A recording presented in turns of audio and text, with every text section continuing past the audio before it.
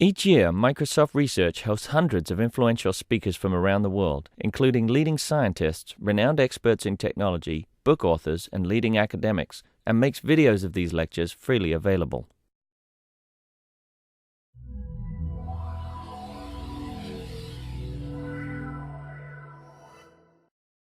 Good afternoon.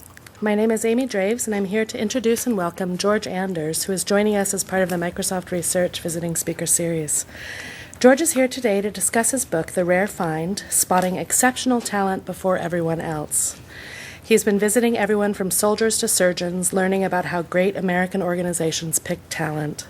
Anyone at Microsoft who has been an interviewer knows that distinguishing between a good interviewee and a great hire can be challenging.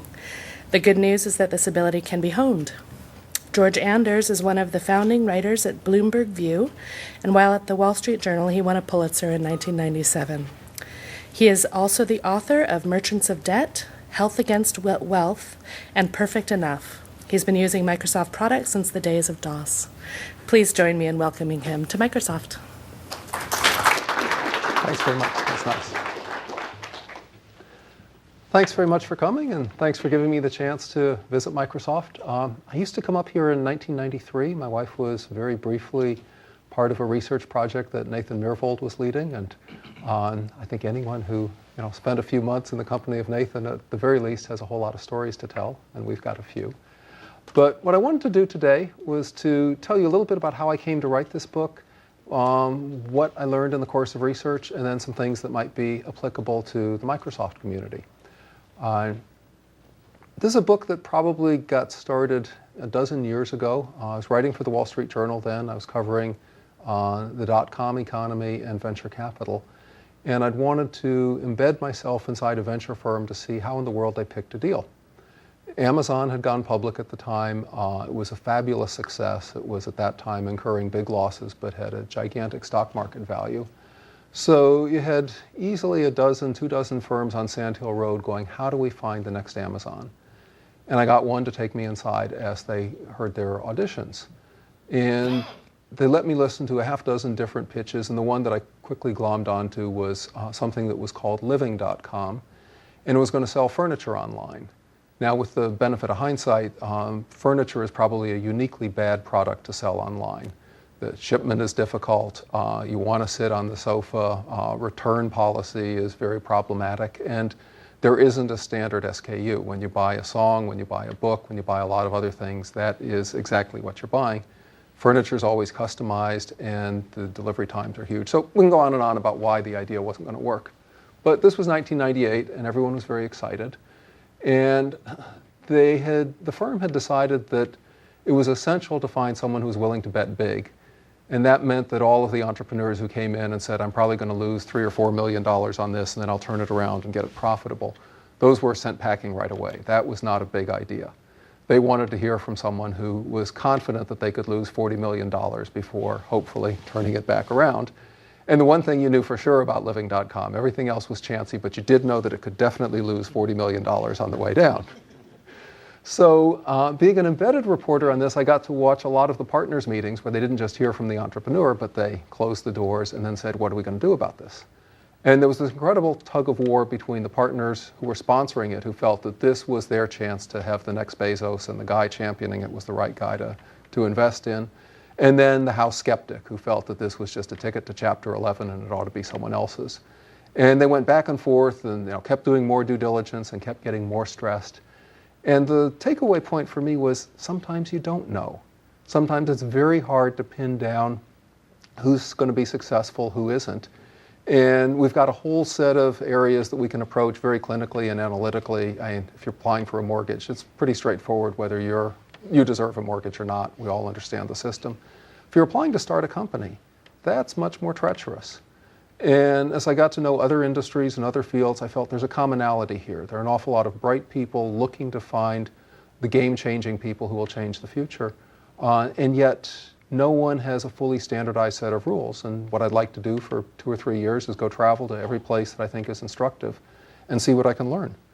So that's what led to the book. And let me take a moment to frame it a little more broadly, and then we'll start getting into some specific stories. So the starting point, of course, is everyone wants top flight talent. And in the engineering world, you talk about 10x software engineers, or in Mark Zuckerberg's case, 100x engineers. The war for talent is a theme you'll hear from management consultants. But are we doing any good at finding that? And the answer is it's erratic at best. There's a survey by New Talent Management Network where they asked 2,000 HR managers, are you winning the war for talent? Only 18% said yes, we are. The majority of them said, we're fighting it to a draw. The war continues. And fully 1 in 10 said, no, we're losing. We're actually, doing a poorer job of finding talent than we were a while ago. And I appreciate their candor. These are not easy answers to give. Everyone knows what you want to be in the green bar. You don't want to be in the yellow or the red. But a lot of organizations are in the yellow or the red. What's even more striking, when you ask people, how are you doing on your external hires? The answer is there's only about 47-48% acceptance with results. You ask them how they're doing on the internal promotions. They've gotten to know these people better. There should be a deeper sense of who you want. Scores there are even worse.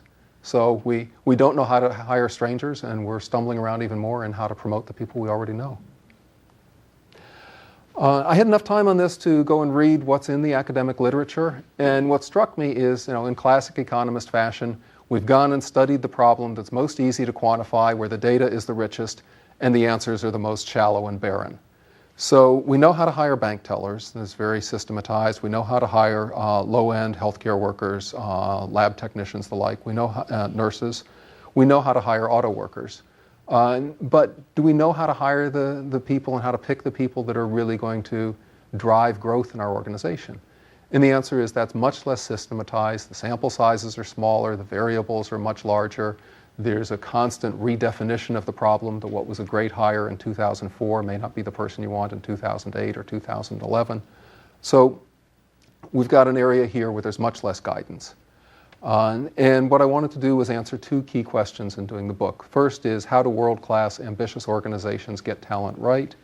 And the second is, what can the rest of us learn from them? On a project like this, I felt lateral thinking was going to be important. We all know our own industry well. We know our own company extremely well. But there are always other fields where you go, I wonder what we could learn from them. The success of Moneyball, which is a very popular book about how the Oakland A's pick baseball talent. And that's been a bestseller on and off for 8 years. It's a very popular movie. And we go not because we really care about how the Oakland A's did in 2001, but because we think somewhere there's something inside the game of baseball that could apply to our world. So I wanted to look for easily 15 different Moneyball type situations across the US economy. And I got one batch from sports, performing arts, the like, where data is rich, where the definition of success is clear. I got another batch from public service professions, healthcare, medicine, law, and then I got a third batch from business. I want to start with some stories of going to see how Army Special Forces picks their soldiers. And this, of course, is the elite end of the Army. These are the 8 or 16 person groups that will go into valleys in Afghanistan, that will stand on the border between Burma and Thailand and try and stop the drug trade. They're trying to do with a small number of soldiers what you can't do with 1,000 or 10,000. And if you look at the impact of Special Forces, these are the guys who got bin Laden. And that was something that we never were able to do with a big unit. We were able to do with a very small number of Navy SEALs. So the commitment to excellence, to unique skills is there. And I called up all 3 branches, and the Army said, come on in. You ready to see everything we do? And I said, sure. It's one of these questions you answer without really knowing where it's going to take you. So where it took me was the swampy pine lands of North Carolina at 2 in the morning. And the answer is, if the soldiers are there, I need to be there too. So I basically had very little sleep for 2 weeks, but I got to see how they do selection. And here's a place I want to start. It's a dim picture for a reason. This is shot around 4:30 in the morning. And what you've got in the center is a busted up Vietnam era trailer with one wheel missing. It weighs about half a ton. It's rusted as can be. Its mechanics have pretty much broken down. And they're going to ask small teams of soldiers to push that thing 3 miles through the sand. And they're going to give them a handful of things to make the job easier if they can figure out what to do with them. They're going to get 4 long metal poles. They're going to get a bunch of lashings. And they're going to get 100 feet of rope. And they're going to have 5 minutes to figure out what to do with it. Now, what they don't tell the teams of soldiers is there is no perfect solution. But if you're resourceful, you can figure out ways to use those tools to create some sort of balance, counterbalance, that will make it easier for the trailer to hold upright. But you've got an engineering problem to solve in a hurry, and then you've got a team organization problem to solve over 3 hours of how do you use all the soldiers on your team to get it going forward. The key point in the field, you have to improvise. So what we've got here is a handful of soldiers trying to build an arrangement for this. They're not firing bullets, they're not shooting down the enemy. What they are doing is trying to solve an unexpected problem that may not have a great solution. And you know what? To be a good soldier, you're always doing that. That is really what the missions that define you. Now, since I assume we have an audience today, people with an engineering or technical background to some degree, you'll like this. When you've got two beams and you put them on top of each other, what's going to happen with the top beam in terms of your ability to align it to the corners? You've got some three-dimensionality there. So the guy has drawn out a sketch that assumes that you can form the X and all 4 points will touch the base equally. Doesn't quite work that way. These are strong young men, so they completely bent the top beam on the X so that it sagged and did touch the 2 points, but they then had a very unwieldy, rickety structure. And they never figured out what to do with the rope. There is a solution for it, but some guys with uniforms are going to come after me if I reveal it. So let's just assume that the rope has a role. And then they headed out for their 3-mile push through the sand. And this is where you really see, who's going to make it as a soldier. This is a job all about adversity and ambiguity. If you look closely, the front group of soldiers here, they pretty much know what they're doing. Everyone's pushing. Everyone's got a presence. You look at the back group there, there's one guy who has absolutely no defined role. They just couldn't fit him in. There's another guy who's falling off the contraption. And it's hard enough work. You need all 8 people working. If you've only got 4 or 5 working and the others the spectators, you're going to wear down the people who are working, and you're going to create incredible tensions between those who work and those who don't. I got to see 2 weeks of exercises like this, and they were remarkably good at sorting out people who could work their way through difficulty and people who couldn't. So if you ask, what's this all about? It's a hunt for tenacity. That's going to be the trait that these soldiers need, and that's what's going to make them effective when they go out into these unexpected postings where they won't be able to be provisioned with those nice, tasty military rations. If they're going to eat, they need to find the villager with the goat and figure out some way to buy the goat, charm the goat out of him, commandeer the goat, and still keep the loyalty of the village.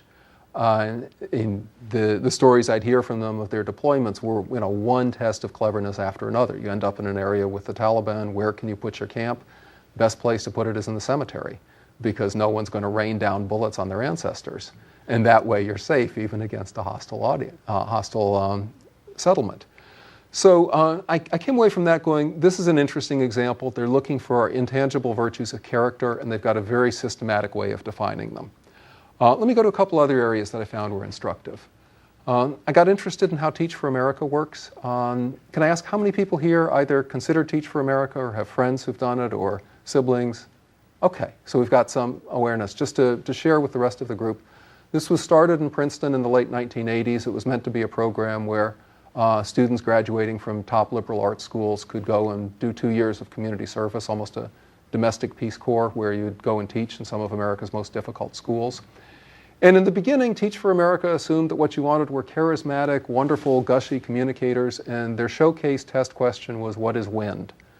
And you were expected to give an answer, wind is the fluttering of the angel's wings, wind is, molecules moving through air. Something that showed that you could communicate something exciting. That's great for a dorm room. That's probably great for a senior seminar or a freshman seminar. Where are these students going? They're not going to Lakeside. They're not going to an audience of people who want to hear that high level. They've got classrooms that are struggling to keep order. They're going to go into places where there's no heat in the winter. They're going to go into places where there are 36 kids and 28 desks. And you've got to figure out what to do with the kids who don't even have somewhere to sit. And what's the trait you really need for that? You need someone with resilience, perseverance, someone who can work through difficulty. And Teach for America, to their credit, has retooled their selection system. So now what they're looking for are those students who can turn into the teachers who can thrive there. When they look at grade points, they're not looking for the people who had 3 8s or 3 9s all the way across, although there's nothing wrong with that. What they really want are the people who started out perhaps from an underprivileged background themselves and had to fight to get Bs their freshman year, and then year by year took their grade point up. They're looking for people not so much who are heads of the successful organizations on campus, but the ones who managed to take the smaller sports teams, the less well-funded student groups, and make a go of those. Their key trait, perseverance, and if you look at Teach for America's marketing and imaging now, it's can you get kids to read in an environment where spray painting and run-down parking lots are common. So again, looking for an intangible trait and building up a selection system that will spot that. I watched some of their sample lessons that they were having candidates teach, and in the course of each of them, they would have one of the Teach for America people start waving their hand like a kid in the classroom, and they would ask what was a totally off-track question, representing what's now politely called the off-task student. When I went through school, they were called troublemakers, and they were sent to the dean, but we have new vocabulary now. These are off-task students. And what a differentiator. And you could see the people who could gradually bring that kid back into the discussion, acknowledge their answer, and show them what they needed to do to get with the group.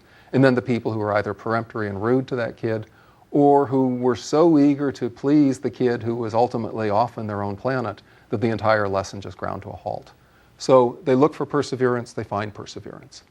Let me give you one more example from far outside the world we work in, and then I'm going to start bringing the conversation home closer to what we do.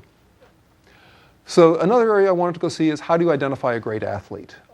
And I figured the most interesting juncture was when high school basketball players who are competing in whatever their school is, start to come into the great American sports machine, which is Division I college sports. And the good people at Nike have helped facilitate this process with a bunch of summer basketball tournaments.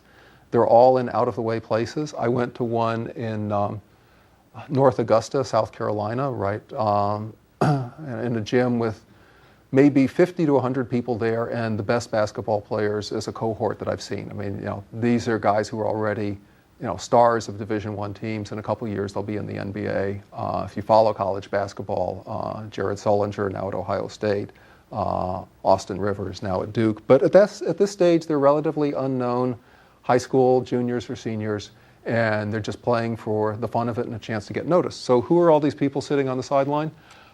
These are the coaches of all the top Division I schools, and they come here because they're going to see the best players they can. Couple points that made a big impression to me, chatting with the coaches and the professional scouts. I mean, there are 100 players playing there. All of them will end up in Division I. Most of them will end up with scholarships. But the insight that was shared with me is if you're looking for more than 15 players here, if you're paying attention to more than 15, you don't really understand your own program. You need to know, are we a school that's built around tight defense? Find the best defenders. Are we a school that's built around superb outside shooters? Find the best shooters. If you're jumping from area to area, you don't know what you're looking for. You're not going to build a cohesive team. The second thing that really struck me is how much attention the scouts paid to the little stuff. I sat and watched a game with one of them, and he was doing his markups, and he was seeing an entirely different game than me. I was paying attention to who was scoring, who was dunking, who was blocking shots. He was looking at all the little stuff. Timeouts are fascinating to these scouts. Why? Because that's when you see which players run into the huddle, which ones listen to the coach, which ones give their teammates a pat on the back, and which ones couldn't care less.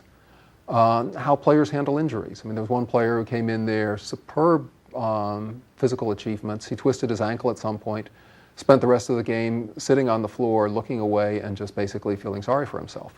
I'd feel bad if I twisted my ankle too, but there was an indicator there that said, this is not someone who's there for the team. This is someone who's there for themselves. And the coaches would tell me, we can teach people to be better shooters. We can teach them a lot of physical skills. We cannot change their personality.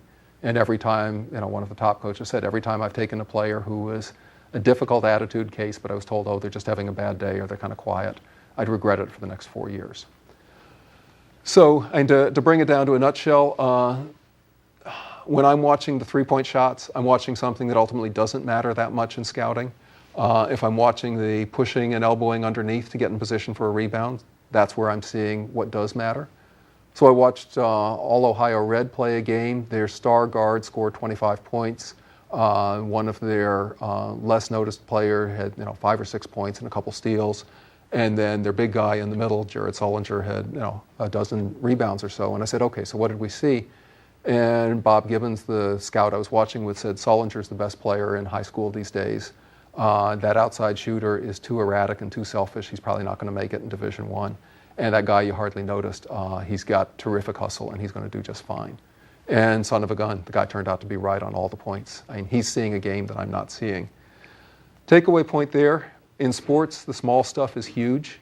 So diligence and good habits are the elements that lead to success. And you need to have some level of physical talent, but character matters, attitude matters, dedication matters. And this is a world where the yardsticks between success and failure are so pronounced. I mean, if your team wins, you get contract extensions, you're the hero of the campus.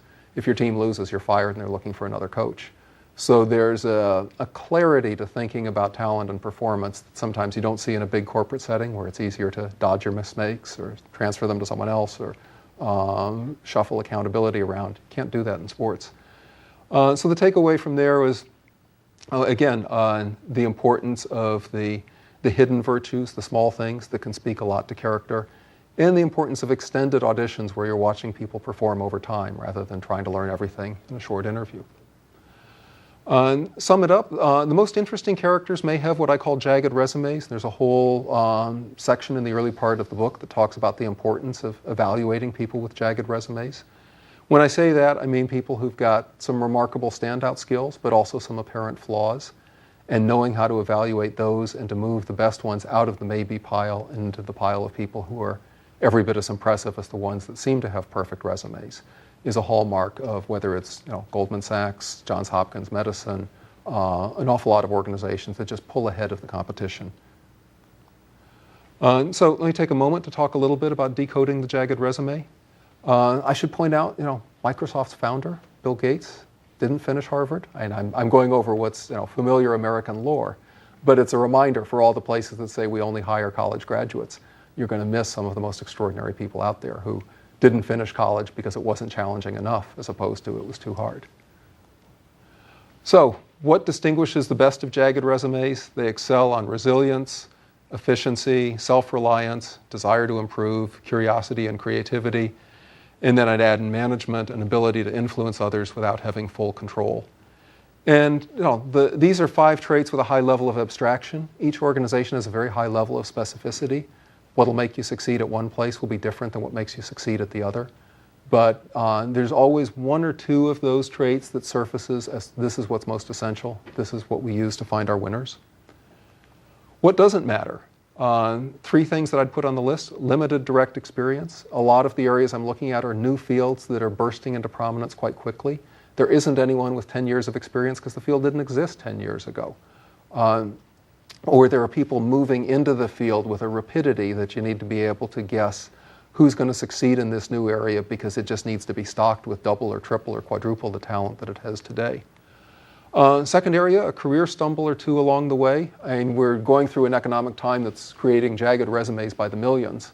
And when I get out and do some of the media appearance on this, I get a lot of calls from people who've done fascinating things and hit a wall somewhere in 2009, 2010. If we're looking for resume perfection, those people are unemployable for the rest of their lives. If we're looking for people who can take their setbacks, bounce back from them, and sometimes emerge as extremely motivated people. There's nothing like having stumbled once for people say, you know what, I will never let that happen again. And if you look at the life stories of just about all high-achieving entrepreneurs, they run into some walls. And that's part of what makes them so driven and so successful. And then the third area, I've chosen to word it personalities that take a few moments to appreciate. I think we like to meet polished people in interviews. We like to meet people with marvelous manners. But sometimes the most interesting candidates do not dazzle in the first 5 minutes. It takes a little while to realize that underneath that shyness or brittleness or inability to look people in the eye is someone who can accomplish a lot. And they're not being recruited, particularly in technical fields. You're not looking for someone to be, head of sales. You're not looking for someone to be, the TV spokesperson. You're looking for someone who can do a job really well. And I think the best interviewers have an ability to relax in all 3 of those directions to catch talents that stand out in other ways. So let me start to take it back more toward the world of business, technology, research, innovation. I deliberately gave you 3 examples from faraway fields, and now let's start to converge on more familiar territory. So I'm going to start with Andy Grove's challenge. When I was getting started on this book, I'd ended up at a breakfast where Dr. Grove was there, and as any of you know, either directly or indirectly, Andy Grove is a man with many strong opinions and no hesitancy about sharing them. So I was about 2 sentences into explaining this book, and he said, well, what you need to do is go to Utah, and you need to figure out how they got good at computer graphics, because we never were as good at graphics as we wanted to be, and there was something there, and go find out what it was. The picture, by the way, is the famous Utah teapot. This dates back from the mid-70s. One of the challenges within the department was how could you do computer rendering of an image that had not just light and shadow on a curved space, which gets subtle, but also has protrusions and holes and the like, so that as you rotate it around, your view changes. And at one point, the spout will disappear and then come back. The handle will disappear and come back. And this becomes much more simple than just modeling a pyramid. So they figured it out in 73 or 74 and went on to build an enormous number of things far more complex than the teapot. So let me show you a couple of the people that came out of Utah. And bear in mind, this is a school that had a 1-person computer science department in 1965. It was basically nowhere on the map relative to the MITs, the Caltechs, the Stanfords, all the places that the Illinois that we think of as computer science pioneers. But out of there, they had Jim Clark, who brought us Netscape and Silicon Graphics. They had Ed Catmull, who brought us Pixar. Alan Kay, huge impact on the Macintosh. John Warnock, founder of Adobe. And there was a time in the early to mid 80s where you'd say almost anything interesting in computer graphics can be traced back to Utah. And when we say trace back to Utah, we really trace it back to David Evans, who is the founder and first employee of the computer science department.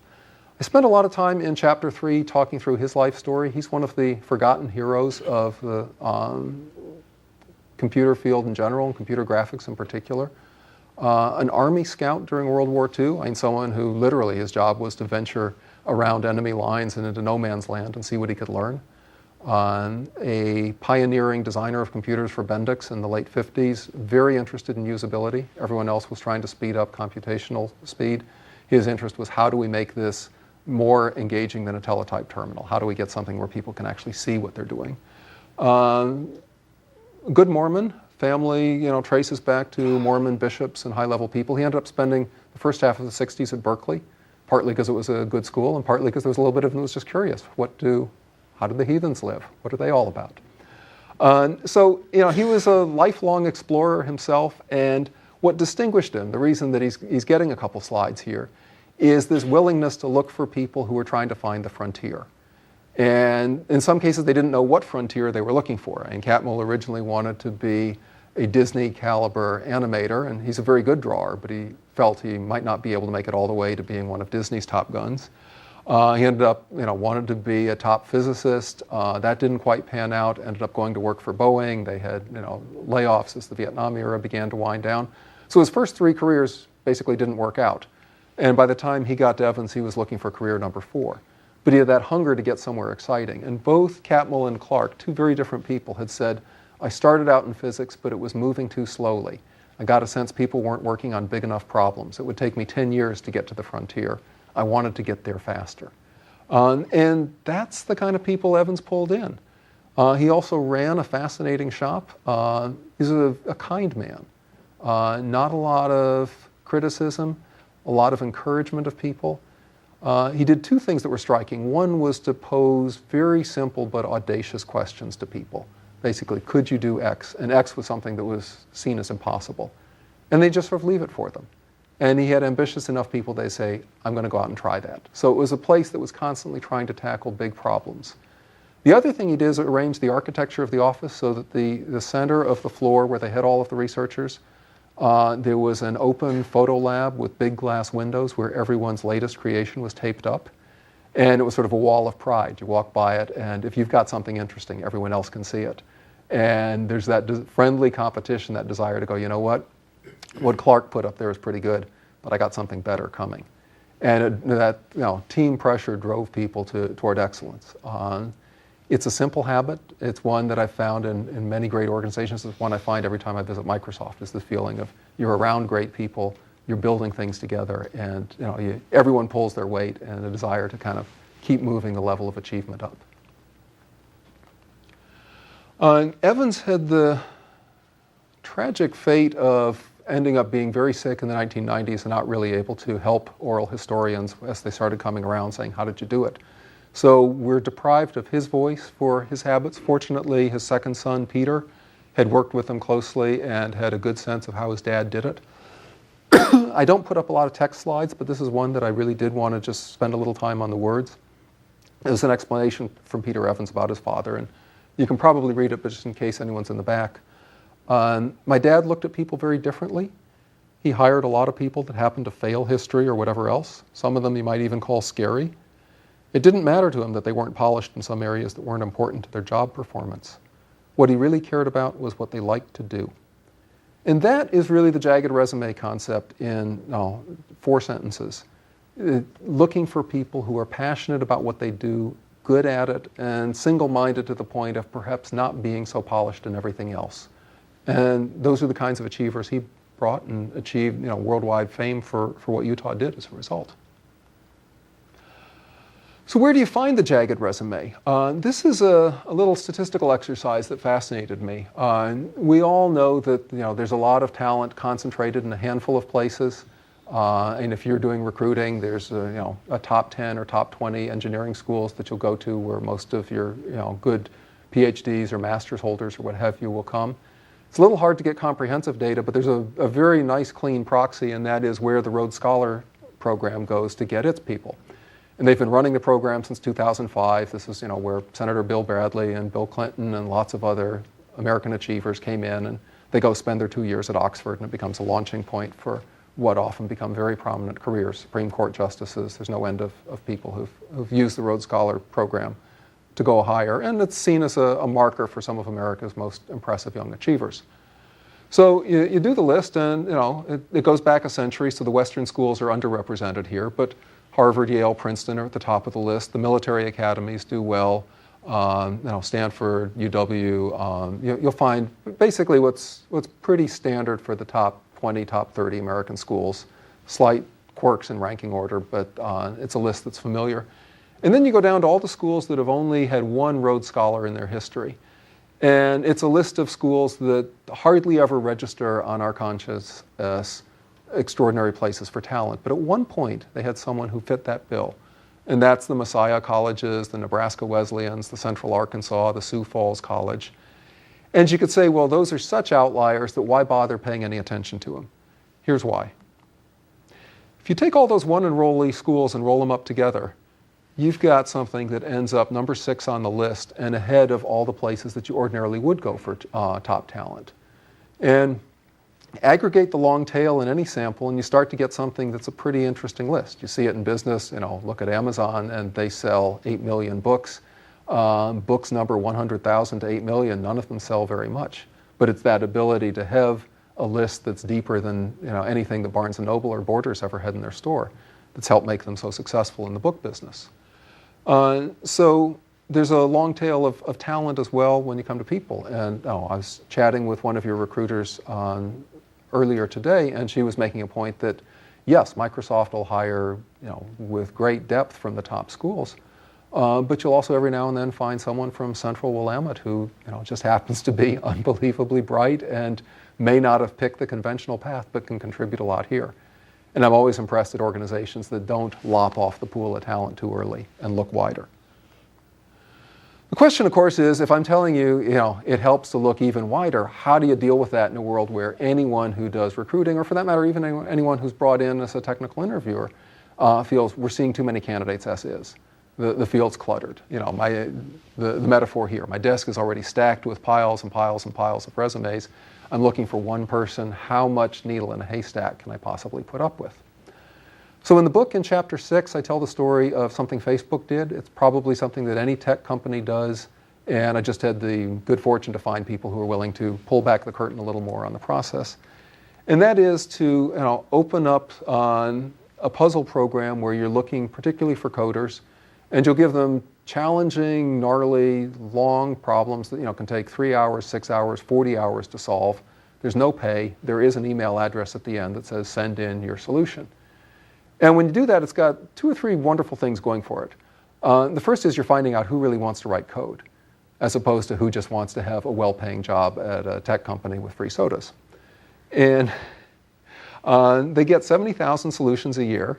Second good thing is you can score them all automatically. You run them through and either the program works or it doesn't. The ones that don't work, you've sloughed them off of the system without burning up recruiter time or interviewer time. Your cost per candidate is probably a fraction of a penny. Then you identify the ones that are most interesting, bring them in for interviews, and pursue more deeply with the most interesting pool of that. So out of Facebook's 70,000 that have solved their puzzles, 118 have gotten jobs. In some programs, that would be a miserably low yield. There's no way you could sustain it. The more that can be done automatically, and we're moving into an age where resumes are being searched for keywords, where people's Twitter streams are being paired with their LinkedIn profiles to get a sense of not just what they say they've done, but what sort of running commentary they've provided on their actual work. You can look at what people contribute to chat boards and get a sense of who's a thought leader and who's a sponge and who's a parasite. And we've got an ability now to handle those big stacks of resumes more effectively than we did before, and to start to find interesting candidates without burning up nearly the resources previously. So there's a middle section of the book that talks about talent that whispers, that looks at ways that you can look at the long tail of talent without burning up resources or energy or optimism. And I would expect as the hiring market gets to be more and more widely posted, more digital. I mean, I was hearing stories today if you've got 80 to 90 applicants per opening, and that's in areas where you don't even aggressively post. If you aggressively posted, you could get 500 or 1,000 for a position. So we're in a stage where the question is, how do I sort through that many? And the Talent That Whispers section of the book talks a bit about how to do that. Big lessons, looking for hidden virtues. I think in many organizations the interview process is broken. It's more an affirmation of what people have on their resume and a search for superficial affability. Do I like this person? Do I want to go out for a beer with them? Some of the best people in an organization are not necessarily your drinking buddies, but they just happen to contribute a lot to what's done. And I have my checklist, but I think the first step in any organization is figure out what do we really want? What defines us? What are the traits we need? I mean, sometimes it can be very distinctive. Linear Technology, relatively small chip company, but incredibly profitable. All they do is analog. They do the little circuits, but they make chips for 3 cents, 8 cents, and they sell them for 50 cents. It's good business. But they need designers who are willing to fiddle and tinker with the circuitry that helps a hybrid car battery run well, that helps the flash in a cell phone flash. And they need people who are basically willing to make 40, 50 attempts at a circuit and come back and keep redrawing it and redesigning it every week or so until they've got it just right. And what they want is people who've been tinkering with electronics their whole life. So when I talk to engineers they're all the people who electrified garbage cans at age 10 to bother the neighborhood cat, or who made buzzers that would torment their sisters at age 12. And it's a way of life. And those are the kind of people who are going to stay and build their kind of circuits. They probably wouldn't be very good Intel engineers. They might not be the right sort for NVIDIA, but they are the right sort for Linear. And that ability to say, these are our people, this is our tribe, is crucial. Next area, this is one that comes from Todd Carlisle at Google, who's staffing director. And Google I often think of as one of the most credential-centric organizations. I think they finally stopped asking for SATs, which I always thought was just really strange. I mean, a lot of stuff has gone on in life beyond taking the SATs. But anyway, they still look for top grades, top scores. But Todd's point is, read the resume upside down. Often the things at the end, oh, by the way, I'm a life master bridge player at age 21. You go, wow, that's a lot of hard work to get there. You're clearly driven to be successful and focused on achieving in something. If we can bring you around to what we actually do, you might be a good hire. Community service and some other types of jobs, but that ability to go all the way down to the end of the resume and say, who are you? What are your passions? What are your energy? How pumped up can you get for something? That starts to surface a whole interesting set of candidates that otherwise we're trying to make fine-grained distinctions of, is a 3.8 from the U better than a 3.9 from Gonzaga? We're all bright people. And the differentiator is going to have much more to do with behavior, with motivation, than it is with fine distinctions on grade points. Last area, and this is one that I've been reflecting on for a long time. A lot of our culture orients around asking what can go wrong. We do stress tests, we do safety analyses, we do what-if analyses. We spend the final stages of interviewing job candidates looking at all the reasons to disqualify them, their credit scores, their driving records. We run criminal histories, drug tests, on and on and on. There's validity to all of that. You don't want to hire people who've got some of those problems.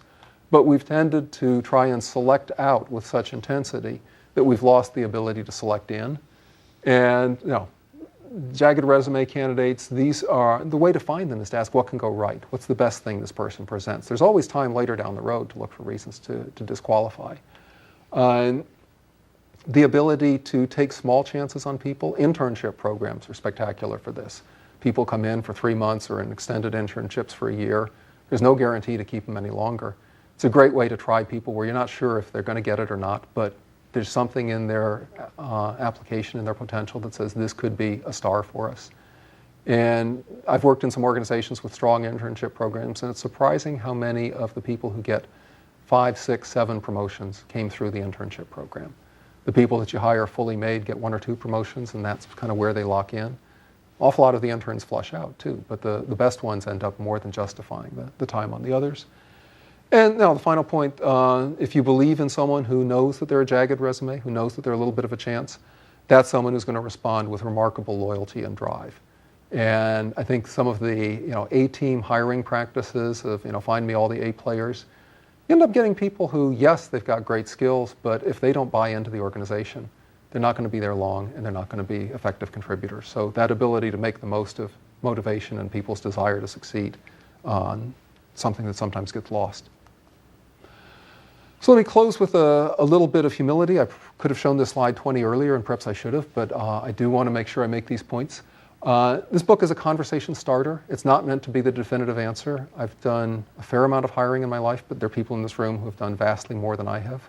I interview for a living, but I interview primarily to gather information, not to form yes and no judgments on people. I've done some of both, but I have a great deal of respect for people who live in this world, and I don't want to suggest that I have answers you've never heard before.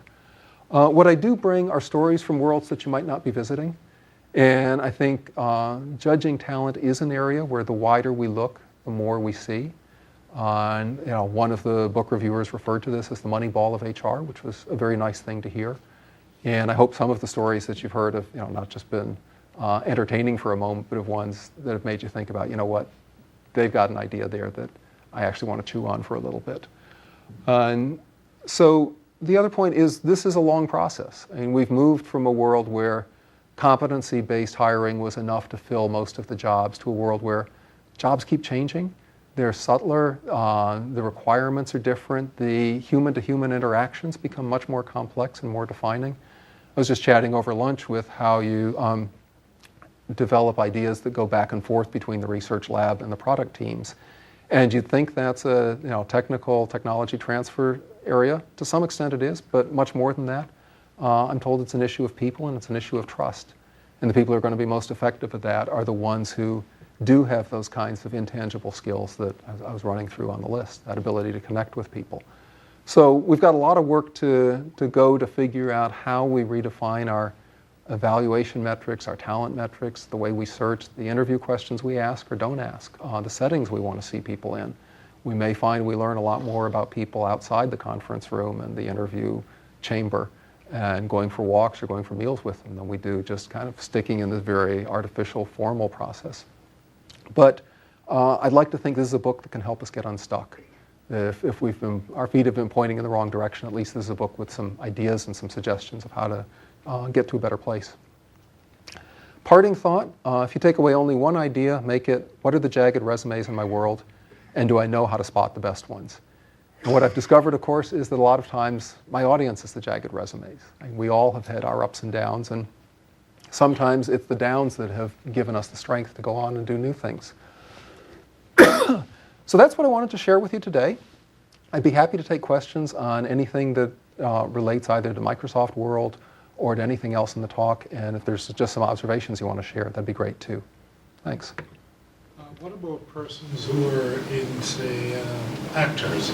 I mean, they come in for a reading, one opportunity. Of course, they have resumes that may show where they went to school and other things they tried out for. How do you identify someone who has star quality and maybe longevity vis-a-vis either Broadway or what would be attractive to directors over the long run?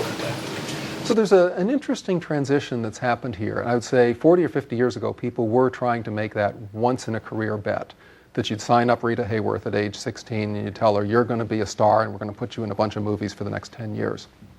Now it's much more a project-by-project basis. You get people for that one particular role. So, there's no end of people who claim they discovered Tom Hanks. And discovering Tom Hanks actually consisted of having him carry sets around at some summer theater for a bit and getting one tiny bit part, and then Tom Hanks moved on. So in a way, because it's such a chancy, iffy process, by and large, we've let each person cast the right person at that moment and then see how they progress upward. But every now and then there are ladder-defining moments. There's a great story about Julia Roberts, and I'll try and tell it quickly, but she was a small fringe actress for a time, and Mystic Pizza ended up being her breakout role. She was the girl who was engaged and was going to get married, and it all fell apart, and eventually she sorted out her life. But there was the classic sort of aspiration and achievement and confusion and tears and smiles, and it's a perfect Julia Roberts role. So she shows up for the audition, and it's rainy, and she's lost the script, and she's not prepared. And you could be strict and say, you know what? You got to bring the script. You got to be prepared. That's an instant flunk out. But the casting agent who was evaluating her, there was a little bit of her that said, you know what? The role she's being cast for is the kind of girl who would forget to bring the script. She looks right. She's engaging. She's done well in her other things. And they said, come back tomorrow.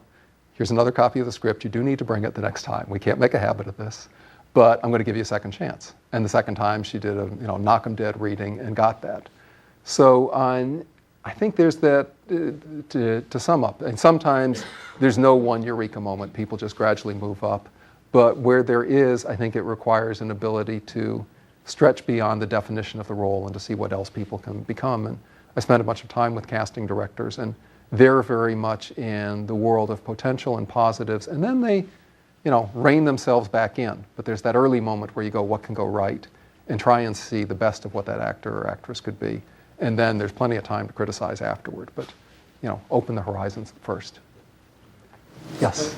I actually have two unrelated questions. Sure. So the first question is, how do you feel about this finding talent versus creating talent, as in the stuff that Malcolm Gladwell talks about in his book Outliers? So in other words, like the effects. So I'm going to condense down the Gladwell thesis, but there's a great deal of what he says that, you do your 10,000 hours of practice, do your concentrated work that stretches you, and that is a hallmark to success. And I think we've got a causation-correlation problem there. It's wonderful that the Beatles played for a couple of years in Hamburg at all hours of day and night and had to figure out how to do 9 hours of music and just keep finding new songs. But you know what? There are a lot of other people who've played long hours in dinky bars and they never sold. So, yes, hard work will make anyone better. But I also think people's capacity for hard work is something that is not, instantly transferable. And I'm sure you've seen it in your area. There's some people who can still be doing good work at 7 and 8 in the evening and can do it pretty much, 6, 7 days a week. And there are other people that, they may still physically be in the office Friday afternoon, but they've checked out.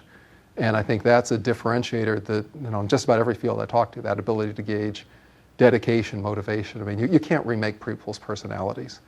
Yeah, and I think there's a lot of good stories and good insights in Gladwell's work, but I would still contend that the spotting role is crucial, that it's not just a matter of we can all build ourselves into whatever we want. Okay, question 2? Yeah, the second question is actually more a personal question. Like, how did you come into this field? Like, where are you coming in from? I know it's been a long time. You've been in this field for a long time, I guess, but like...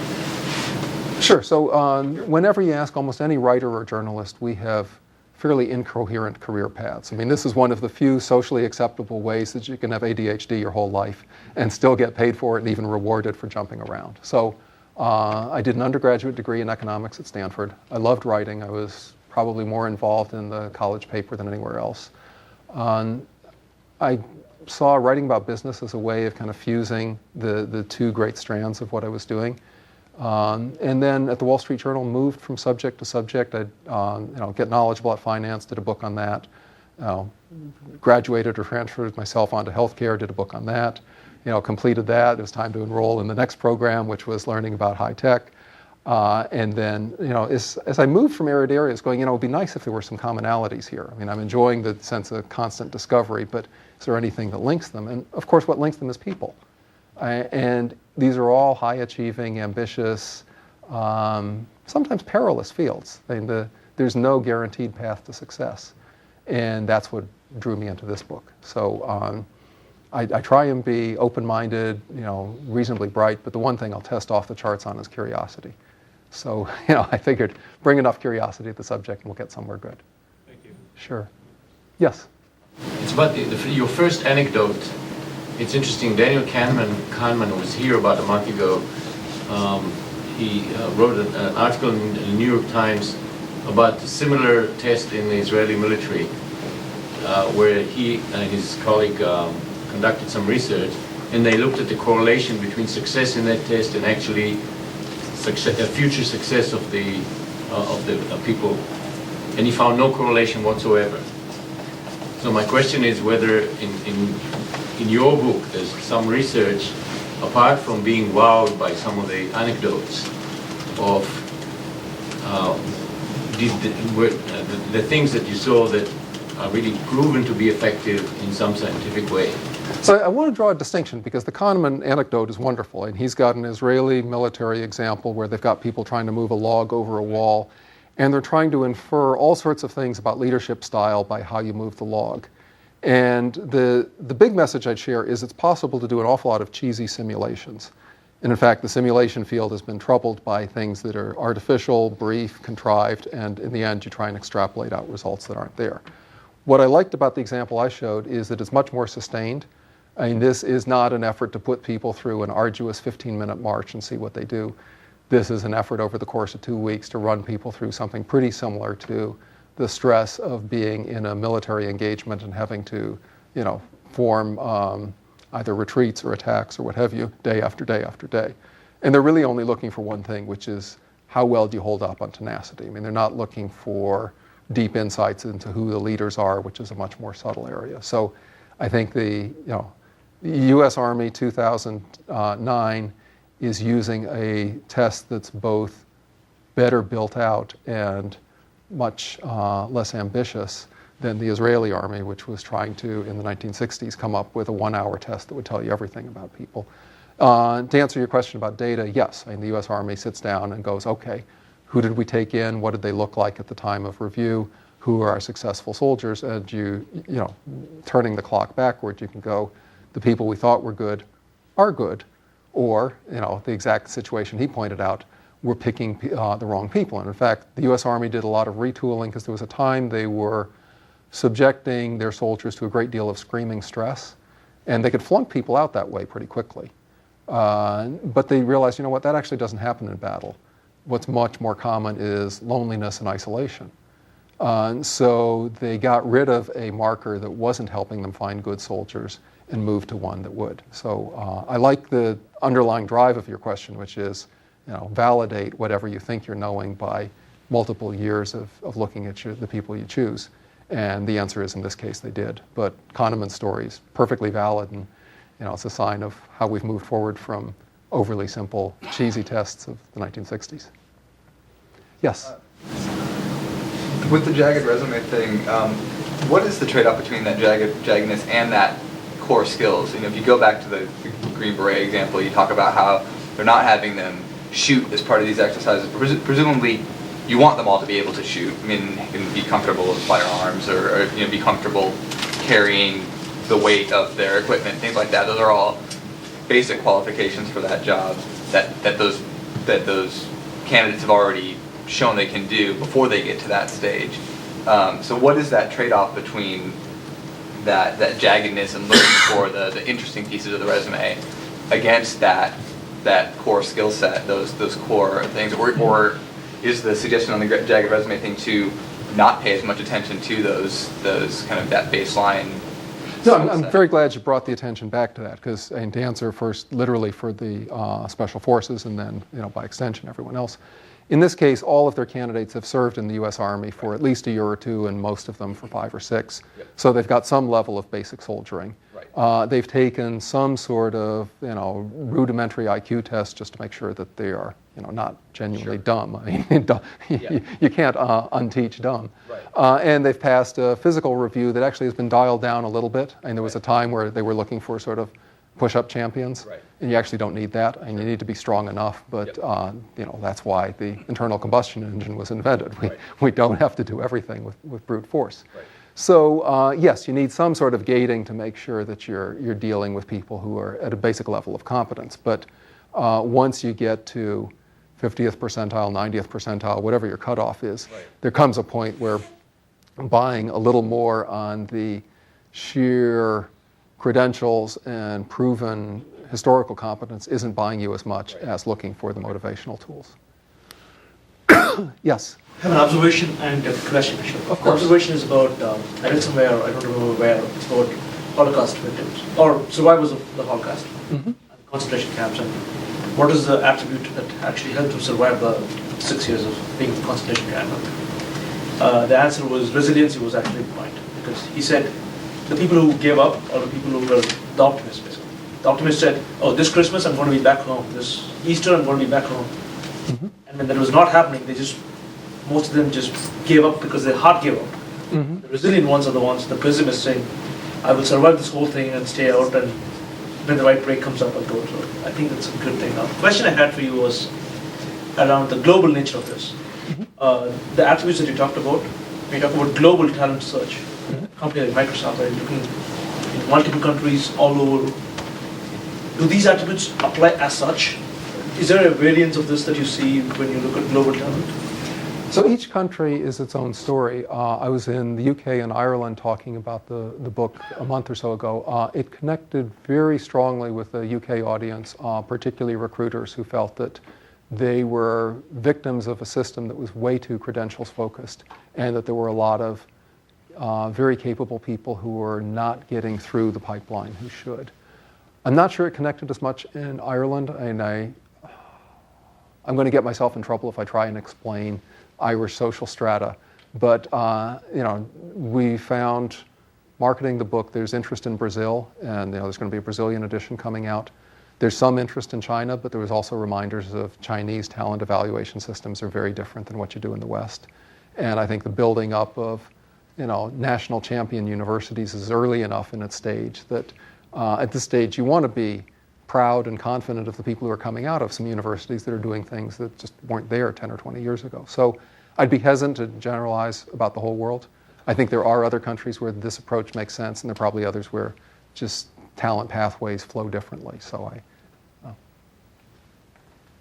yes? A lot of what you were talking about, I might have been thinking about in a different way. I'm a recent college graduate.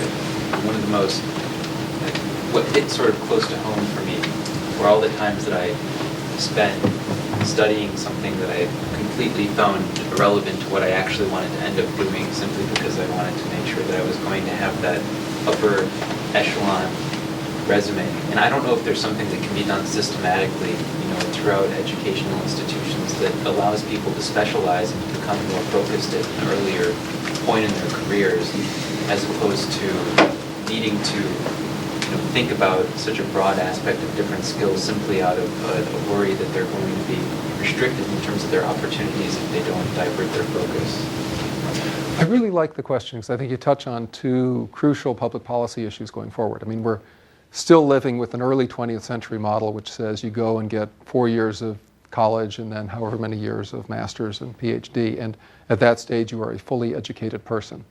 And my goodness, we live in a world now where the areas you need to know about are constantly changing. Schools cannot anticipate them all. And would we serve ourselves better by having shorter stays in university at the early stages of our careers and then return, refresher, mid-career education? The other thing is the original college mission was to make you a well-rounded person, and there were very explicit Western civilization things and great works of literature to read, and that was part of being seen as a cultured person. I always felt as an undergraduate I could read books on my own time. And to go and spend a year out of the workforce essentially working through someone else's reading list, there's always time in the summer to do that. So you don't want people who are so tightly trained in one field that they have no sense of being a citizen of the world, whether it comes to something as simple as voting intelligently or having a feel for your dynamics of your business partners and other cultures. But I like the direction you're headed, which is maybe we can condense the amount of time and let people pick up the skills they need to get started and then come back into the education system, either for brief sabbaticals or mid-career retraining. And can I ask which school you went to? So I actually went to a technical school. I went to Rochester Institute of Technology. Oh, okay.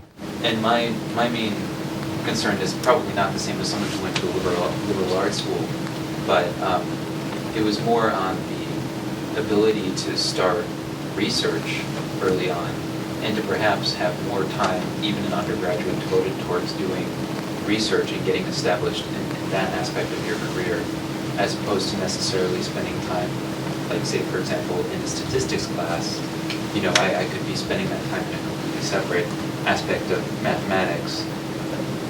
I don't have a very well-formed thought. It's more just that there are certain areas that they want you to develop in terms of maybe mathematics or your ability to think about things as a systems engineer, whatever they want you to do. But then they already have a defined curriculum that perhaps could be more malleable to the actual interest that you have towards the research goals that you want to go pursue. I always like the people who figured out how to wiggle their way into the dean's office and say, I want to design my own major. And it takes a fair amount of nerve to tell them that at 19 or 20 you know more about what's relevant in education than they do. But the answer is you may actually know that. You may have a better sense. So, ideally schools will let people write their own ticket to a greater degree. Yeah. Yeah, I was listening to what you're saying from a recruiting perspective, a lot of very individual things that you could do, look for the Jagged Resume and kind of, think outside the box and influence groups to assess talent slightly differently. Do you have any opinions on what can kind of be done more on a corporate level to kind of influence that culture or open the gates to Jagged Resumes a little more? So I did a talk for small company CEOs, and the stress points that came back from them were, I'm ready to take chances on interesting people, but my board wants me to do pure competence-based hiring and find people who've done the same basic job for 10 years, even if they're burnt out and aren't going to give me a whole lot because they look safe. Or even worse, my junior managers aren't ready to get someone who ventures in a different area than I do.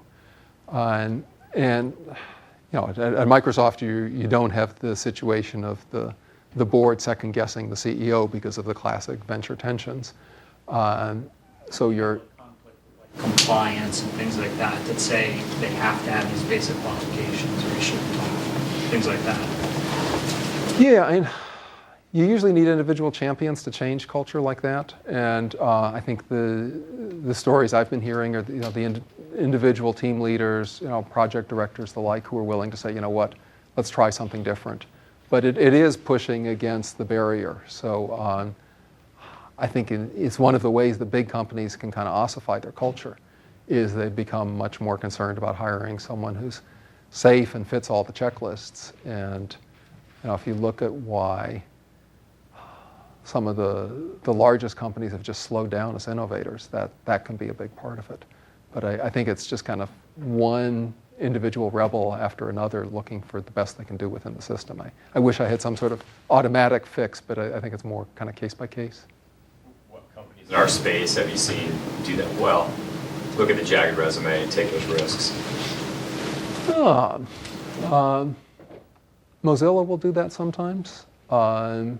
Facebook is schizoid, and there are some examples that they do really well, and then there's some other times where they're as eager to keep getting people from the same schools with the same background. I think they are a bit more flexible on educational achievement just because so many of them, the early generation kind of bailed on whatever they were doing in school. So that sense of if you can write code, that's as good as having stayed in school for the very last program you could have had. HP globally is doing interesting things, and I think probably in a way the farther away you are from Palo Alto, the more interesting things you can try. And it's an interesting tension of, does being close to headquarters help you innovate, or does it tug you toward conformity? I think it varies a lot company by company. But I think the one great thing about the high-tech industry is at least people are asking that question. You know, in a way, one of the things I wanted to do with Jagged Resume is at least give people a term that would let them say, hey, what I'm trying to do here is under a framework that can sometimes work spectacularly. And you still need to fight all the battles of, are we going to do it this particular time with this particular person? But I came into it and felt there wasn't even language to talk about that it was all sort of, so hopefully I've contributed something that at least makes it easier to have that conversation.